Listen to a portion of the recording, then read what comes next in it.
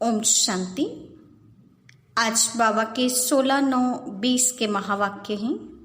सबसे पहले हम मुरली का सारांश सुनेंगे।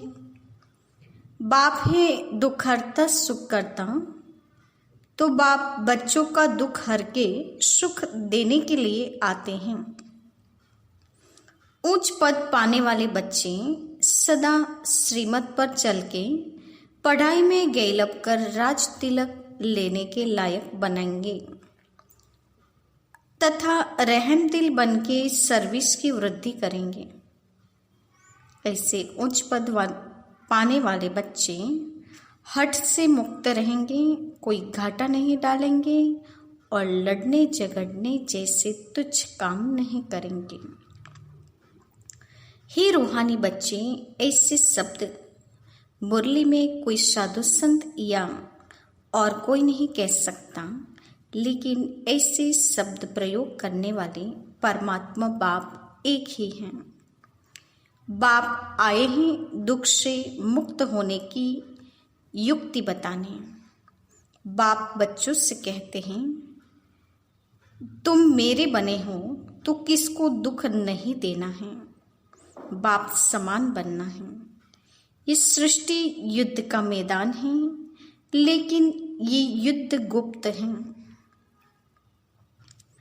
जो इस लड़ाई में मरेंगे वही स्वर्ग में आएंगे।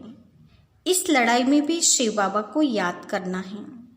लड़ाई कभी भी लग सकती है, परंतु तुम बच्चे समझते हो कि हमारी राजधानी अभी स्थापन नहीं हुई है, तो विनाश कैसे हो सकता है। अभी बाप का पैगाम चारों ओर नहीं पहुंचाया है। तो ये था आज की मुरली का सारांश। अब हम मुरली की शुरुआत करते हैं। मीठे बच्चे, बाप आए हैं सबके दुख हर कर सुख देने, इसलिए दुखहर्ता के बच्चे किसी को भी दुख मत दो। आज का प्रश्न है, उच्च पद पाने वाले बच्चों की मुख्य निशानी क्या होगी। उच्च पद पाने वाले बच्चों की मुख्य निशानी क्या होगी। उत्तर है, 1. वे सदा श्रीमत पर चलते रहेंगे। 2. कभी हट नहीं करेंगे। 3. अपने को आपे ही राज तिलक देने के लिए पढ़ाई पढ़कर गैलब करेंगे। 4. अपने को कभी घाटा नहीं डालेंगे। 5. सर्वप्रति रहम दिल और कल्याणकारी बनेंगे, उन्हें सर्विस का बहुत शौक होगा। 6. कोई भी तुच्छ काम नहीं करेंगे और लड़ेंगे झगड़ेंगे नहीं। आज का गीत है, तूने रात गवाई सो के, दिवस गवाया खाके। ओम शांति। रूहानी बच्चे रूहानी बाप के सामने बैठे हैं। अब इस भाषा को तो तुम बच्चे ही समझते हो और कोई नया समझ न सके। हे रूहानी बच्चे, ऐसे कभी कोई कह न सके, कहने आएगा ही नहीं। तुम बच्चे जानते हो हम रूहानी बाप के सामने बैठे हैं। जिस बाप को यथार्थ रीति कोई भी जानते नहीं, बल अपने को भाई भाई भी समझते हैं। हम सब आत्माएं हैं। बाप एक हैं, परंतु यथार्थ रीति नहीं जानते। जब तक सम्मुख आकर समझे नहीं, तब तक समझे भी कैसे। तुम भी जब सम्मुख आते हो तब समझते हो। तुम हो ब्राह्मण ब्राह्मणियां, तुम्हारा सरनेम ही है ब्रह्मा वंशी ब्रह्मा कुमार कुमारियां। शिव की तो सब आत्माएं हैं।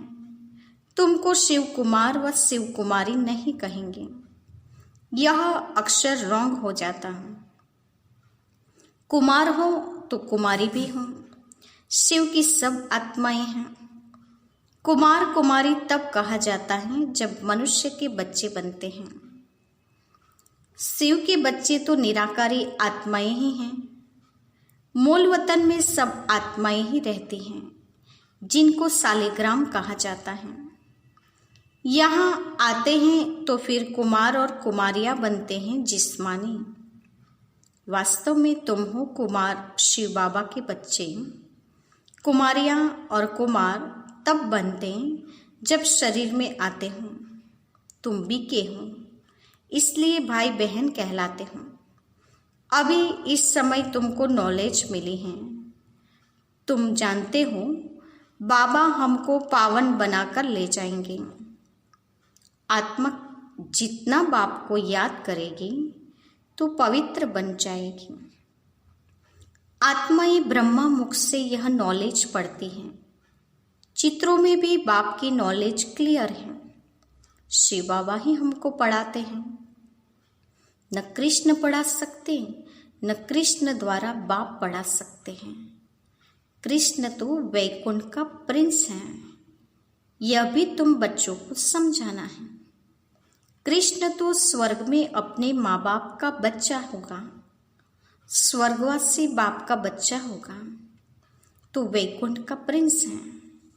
उनको भी कोई जानते नहीं।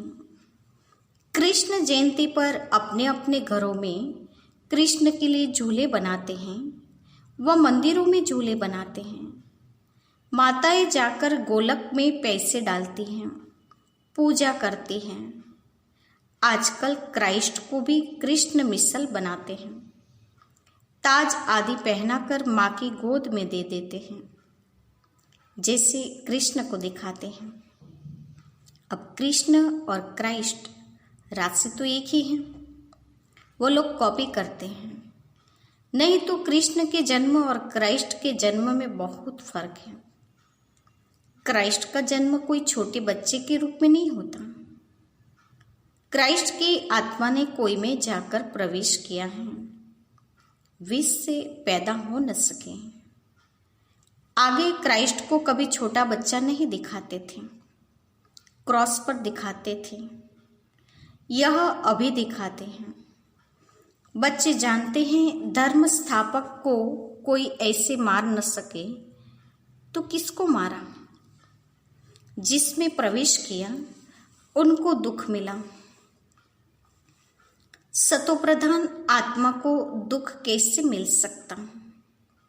उसने क्या कर्म किए जो इतने दुख भोगे? आत्मा ही सतोप्रधान अवस्था में आती है। सबका हिसाब किताब चुकता होता है। इस समय बाप सबको पावन बनाते हैं। वहां से सतोप्रधान आत्मा जाकर दुख भोग न सके। आत्मा ही भोगती है ना। आत्मा शरीर में है तो दुख होता है। मुझे दर्द है, यह किसने कहा? इस शरीर में कोई रहने वाला है। वह कहते हैं परमात्मा अंदर है, तो ऐसे थोड़ी कहेंगे कि हमको दुख है। सर्व में परमात्मा विराजमान है, तो परमात्मा कैसे दुख भोगेगा? यह आत्मा पुकारते हैं, हे परमपिता परमात्मा हमारे दुख हरो। पारलौकिक बाप को ही आत्मा पुकारती हैं। अभी तुम जानते हो बाप आया हुआ है, दुख हरने की युक्ति बता रहे हैं। आत्मा शरीर के साथ ही एवर हेल्दी वेल्दी बनती है। मूल वतन में तो हेल्दी वेल्दी नहीं कहेंगे। वहाँ कोई सृष्टि थोड़ी ही है। वहाँ तो है ही शांति।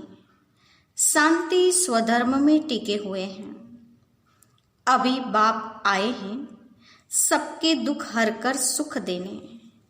तो बच्चों को भी कहते हैं तुम मेरे बने हो, किसको दुख नहीं देना। यह तो लड़ाई का मैदान है, परंतु गुप्त है। वह है प्रत्यक्ष। यह जो गायन है, युद्ध के मैदान में जो मरेंगे वह स्वर्ग में जाएंगे, उसका भी अर्थ समझना पड़े। इस लड़ाई का महत्व देखो कितना है। बच्चे जानते हैं इस लड़ाई में मरने से कोई स्वर्ग में जा न सके, परंतु गीता में भगवानों आज हैं, उनको मानेंगे तो सही ना। भगवान ने किसको कहा? उस लड़ाई वाले को कहा या तुमको कहा? दोनों को कहा। उन्हों को भी समझाया जाता है। अपने को आत्मा समझ बाप को याद करो। यह सर्विस भी करनी है।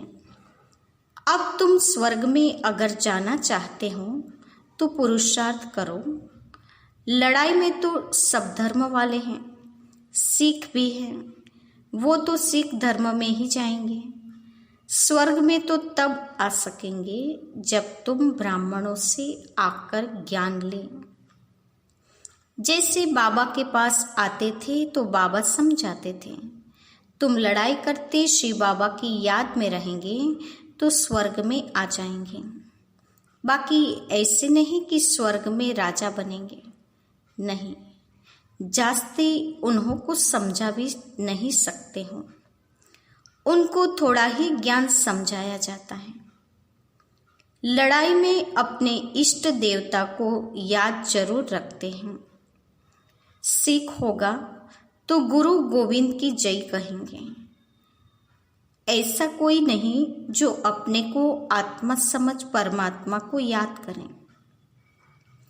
बाकी हाँ, जो बाप का परिचय लेंगे तो स्वर्ग में आ जाएंगे।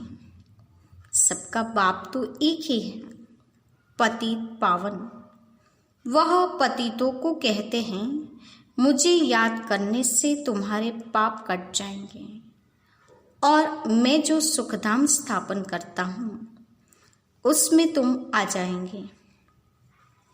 लड़ाई में भी शिव बाबा को याद करेंगे तो स्वर्ग में आ जाएंगे। उस युद्ध के मैदान की बात और है, यहाँ और है। बाप कहते हैं ज्ञान का विनाश नहीं होता है। शिव बाबा के बच्चे तो सब हैं। अब शिव बाबा कहते हैं, मामेकम याद करने से तुम मेरे पास आ जाएंगे मुक्ति धाम में।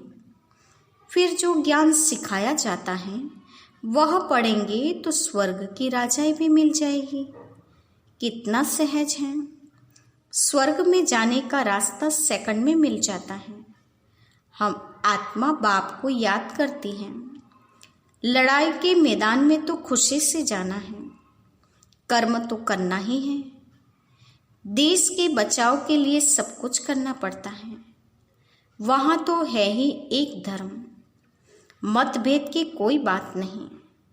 यहाँ तो कितना मतभेद है। पानी पर, जमीन पर झगड़ा। पानी बंद कर देते हैं तो पत्थर मारने वाले लग पड़ते हैं। एक दो को अनाज नहीं देते तो झगड़ा हो जाता है। तुम बच्चे जानते हो, हम अपना स्वराज्य स्थापन कर रहे हैं। पढ़ाई से राज्य पाते हैं। नई दुनिया स्थापन होनी है। नूंद है तो कितनी खुशी होनी चाहिए। कोई भी चीज में लड़ने झगड़ने की कोई बात नहीं। रहना भी बहुत साधारण है। बाबा ने समझाया है, तुम ससुर घर जाते हो इसलिए अब वनवाह में हो। सभी आत्माएं जाएगी, शरीर थोड़े ही जाएंगे। शरीर का अभिमान भी छोड़ देना है। हम आत्मा हैं। 84 जन्म अब पूरे हुए हैं। जो भी भारतवासी हो, बोलो भारत स्वर्ग था। अब तो कलयुग है। कलयुग में अनेक धर्म हैं। सतयुग में एक ही धर्म था। भारत फिर से स्वर्ग बनना है। समझते भी हैं भगवान आया हुआ है। आगे चल भविष्यवाणी भी करते रहेंगे। वायुमंडल देखेंगे ना तो बाप बच्चों को समझाते हैं। बाप तो सभी का है ना, सबका हक है। बाप कहते हैं, मैं आया हूँ और सबको कहता हूँ, मामेकम याद करो तो तुम्हारे विकर्म विनाश होंगे। अभी तो मनुष्य समझते हैं कभी भी लड़ाई हो सकती है। यह तो कल भी हो सकती है। लड़ाई जोर भरने में देरी थोड़ी लगती है। परंतु तुम बच्चे समझते हो अभी हमारी राजधानी स्थापन हुई नहीं है तो विनाश कैसे हो सकता है। अर्जुन, बाप का पैगाम ही चारों तरफ कहाँ दिया है। पतित पावन बाप कहते हैं मुझे याद करो तो विकर्म विनाश होंगे। यह पैगाम सबके कानों पर जाना चाहिए। बल लड़ाई लगे, बॉम्ब्स भी लग जाए, परंतु तुमको निश्चय है कि हमारी राजधानी स्थापन जरूर होनी है। तब तक विनाश हो नहीं सकता। विश्व में शांति कहते हैं ना, विश्व में वार होगी तो विश्व को खत्म कर देंगे। यह है विश्वविद्यालय। सारे विश्व को तुम नॉलेज देते हो। एक ही बाप आकर सारे विश्व को पलटाते यानी कि परिवर्तन करते हैं। वो लोग तो कल्प की आयु ही लाखों वर्ष कह देते हैं। तुम जानते हो इनकी आयु पूरे 5000 वर्ष है। कहते हैं क्राइस्ट से 3000 वर्ष पहले हेवन था। इस्लामी, बौद्धी आदि सबका हिसाब किताब निकालते हैं। उनसे पहले दूसरे कोई का नाम है नहीं। तुम अंगे अक्षरे बता सकते हो तो तुमको कितना नशा रहना चाहिए। झगड़े आदि की बात ही नहीं। झगड़ते वह हैं जो निधन के होते हैं। तुम अभी जो पुरुषार्थ करेंगे 21 जन्म के लिए प्रारब्ध बन जाएगी। लड़ेंगे झगड़ेंगे तो ऊंच पद भी नहीं मिलेगा, सजाई भी खानी पड़ेगी। कोई भी बात है, कुछ भी हो जाए तो बाप के पास आओ। गवर्नमेंट भी कहती है ना, तुम फैसला अपने हाथ में नहीं उठाओ। कोई कहते हैं हमको विलायत का वोट चाहिए। बाबा कहेंगे अभी तो तुम वनवाह में हो, वहां तुमको बहुत माल मिलेंगे। बाप तो राइट ही समझाएंगे ना कि यह बात ठीक नहीं है। यहाँ तुम यह आस क्यों रखते हो। यहाँ तो बहुत सिंपल रहना चाहिए, नहीं तो देह अभिमान आ जाता है। इसमें अपनी नहीं चलानी होती है। बाबा जो कहें, बीमारी आदि हैं, डॉक्टर आदि को भी बुलाते हैं। दवाई आदि से संभाल तो सबकी होती है, फिर भी हर बात में बाप बैठा है। क्योंकि श्रीमत तो श्रीमत है ना, निश्चय में विजय है। वो तो सब कुछ समझते हैं ना। बाप की राय पर चलने में ही कल्याण है। अपना भी कल्याण करना है। कोई को वर्थ पाउंड बना नहीं सकते हैं तो वर्थ नॉट ए पेनी ठहरे ना। पाउंड बनने लायक नहीं। यहाँ वैल्यू नहीं तो वहाँ भी वैल्यू नहीं रहेगी। सर्विसेबल बच्चों को सर्विस का कितना शौक रहता है, चक्र लगाते रहते हैं। सर्विस नहीं करते तो उनको रहमदिल, कल्याणकारी कुछ भी नहीं कहेंगे। बाबा को याद नहीं करते तो तुच्छ काम करते रहेंगे, पद भी तुच्छ पाएंगे। ऐसे नहीं, हमारा तो शिव बाबा से योग है। यह तो है बीके। शिव बाबा ब्रह्मा द्वारा ही ज्ञान दे सकते हैं। सिर्फ शिव बाबा को याद करेंगे तो मुरली कैसे सुनेंगे, फिर नतीजा क्या होगा। पढ़ेंगे नहीं तो पद क्या पाएंगे। यह भी जानते हैं सबकी तकदीर ऊंच नहीं बनती है। वहाँ भी तो नंबरवार पद होंगे। पवित्र तो सबको होना है। आत्मा पवित्र बनने बगैर शांतिधाम जा नहीं सकती। अब बाप समझाते हैं, तुम सबको यह ज्ञान सुनाते चलो। कोई भल अभी नहीं भी सुनते हैं, आगे चलकर सुनेंगे। अभी कितने भी विघ्न तूफान जोर से आए, तुम्हें डरना नहीं है, क्योंकि नए धर्म की स्थापना होती है ना। तुम गुप्त राजधानी स्थापन कर रहे हो। बाबा सर्विसेबल बच्चों को देखकर खुश होते हैं। तुम्हें अपने को आप ही राज तिलक देना है, श्रीमत पर चलना है। इसमें अपना हट चल न सके। मुफ्त अपने को घाटे में नहीं डालना चाहिए। बाप कहते हैं बच्चे सर्विस एबल और कल्याणकारी बनो। स्टूडेंट को टीचर कहेंगे ना, पढ़कर गैलप करो। तुमको 21 जन्मों के लिए स्वर्ग की स्कॉलरशिप मिलती है। डिनाइस्टी में जाना यही बड़ी स्कॉलरशिप है। अच्छा, मीठी मीठी सिकिलधे बच्चों के प्रति माता पिता बाप दादा को याद प्यार और गुड मॉर्निंग। रूहानी बाप की रूहानी बच्चों को नमस्ते। हम रूहानी बच्चों की रूहानी माता पिता बाप दादा को याद प्यार और नमस्ते। पूरी मुरलिका धारणा युक्त मुख्य सार। पहले पॉइंट, संगम पर बहुत सिंपल साधारण रहना है, क्योंकि यह वनवाह में रहने का समय है। यहाँ कोई भी आस नहीं रखनी है, कभी अपने हाथ में लो नहीं उठाना है, लड़ना झगड़ना नहीं है। दूसरे पॉइंट, विनाश के पहले नई दुनिया नई राजधानी स्थापन करने के लिए सबको बाप का पैगाम देना है कि बाप कहते हैं मुझे याद करो तो विकर्म विनाश हो और तुम पावन बनो। आज का वरदान है, बाप द्वारा सफलता का तिलक प्राप्त करने वाले सदा आज्ञाकारी दिल तख्त नशीन भव। बाप द्वारा सफलता का तिलक प्राप्त करने वाले आज्ञाकारी दिल तख्त नशीन भव। वरदान का स्पष्टीकरण है, भाग्य विधाता बाप रोज अमृत वेले अपने आज्ञाकारी बच्चों को सफलता का तिलक लगाते हैं।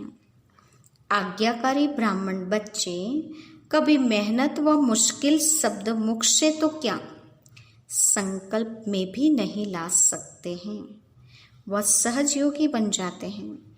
इसलिए कभी भी दिल से कस्त नहीं बनो, लेकिन सदा दिल तख्त नशीन बनो, रहम दिल बनो, अहम भाव और वहम भाव को समाप्त करो। तो आज्ञाकारी बनकर बाप से सहज सफलता का तिलक लेने के लायक बनना है। आज का स्लोगन है, विश्व परिवर्तन की डेट नहीं सोचो, स्वयं के परिवर्तन की घड़ी निश्चित करो। बाबा ने कहा, विश्व का परिवर्तन जब होना है होकर रहेगा, लेकिन स्वयं के परिवर्तन की घड़ी अब निश्चित करो कि मुझे परिवर्तन होना है। आज के मुख्य पॉइंट्स हैं, श्रीमत तो श्रीमत है, उसमें पूरा निश्चय रखने से ही विजय होगी। अभी कितने भी विघ्न व तूफान आए, लेकिन डरना नहीं है, क्योंकि नए धर्म की स्थापना हो रही है। बाबा सर्विसेबल बच्चों को देख खुश होते हैं। अभी लड़ाई भी गुप्त है और राजधानी भी गुप्त रीति स्थापन हो रही है।